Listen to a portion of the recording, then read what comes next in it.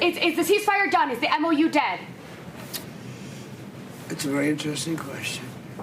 To me, I think it's over. I don't want to deal with them anymore. They're scum. You know what scum is?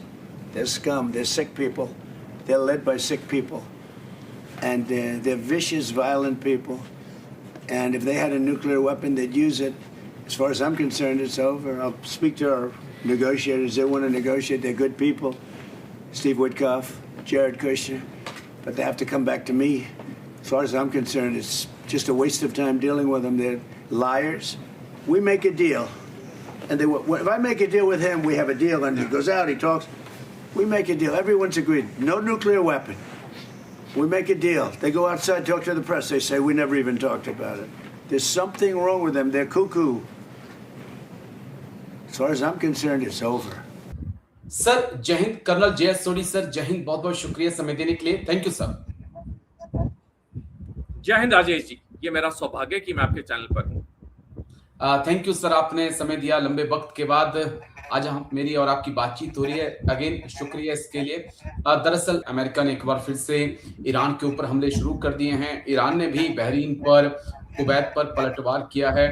Trump कह चुके हैं कि cease fire over हो चुका है, अब जंग होगी। और हम देख रहे हैं कि अब पहले से भी ज्यादा तेजी से अमेरिका अटैक कर रहा है और बड़े अटैक कर रहा है। किस तरफ ये जंग जाती हुई आपको दिख रही है? क्या स्टेट ऑफ हॉर्मुज को लेकर जो एक ईरान चाह रहा है कि मैं इस पे कंट्रोल करूं, उसको लेकर एक प्रेशर है अमेरिका के ऊपर, खाड़ी के देशों का, या हटकर आप देख रहे हैं इस चीजों?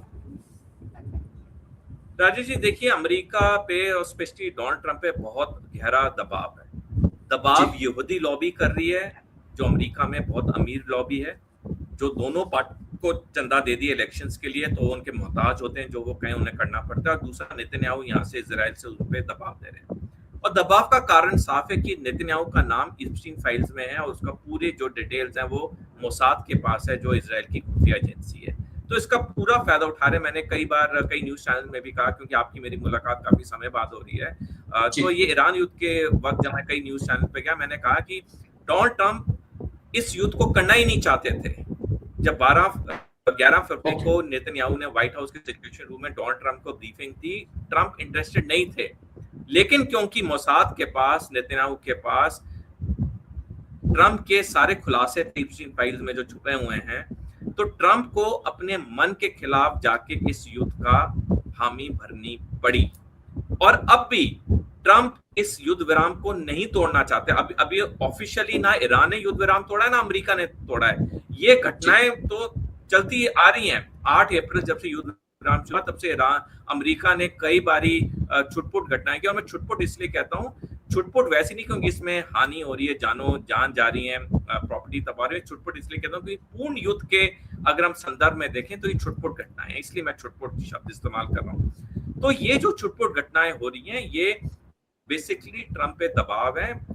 युद्ध विराम की ऑफिशियल खत्म होने की घोषणा ना अमेरिका ने की है, ना ईरान ने की है, क्योंकि दोनों पक्ष नहीं चाहते कि युद्ध खत्म हो। लेकिन जैसे मैंने कहा, ट्रंप के सामने सबसे बड़ी दिक्कत जो है उनके इप्स्टीन फाइल्स के कारनामे। और जब 14 जनवरी से अमेरिका में इप्स्टीन फाइल्स के खुलासे होने शुरू हुए, तो अमेरिका की आवाम बड़ी तादाद में ट्रंप के खिलाफ आ गई और कहा कि ट्रंप को इस्तीफा देना चाहिए। क्योंकि आपको याद होगा, जनवरी के महीने में जब इप्स्टीन फाइल्स के खुलासे पहली बार आए, तो दुनिया के 10 बड़े नेताओं ने अलग अलग देशों में इस्तीफा दिया।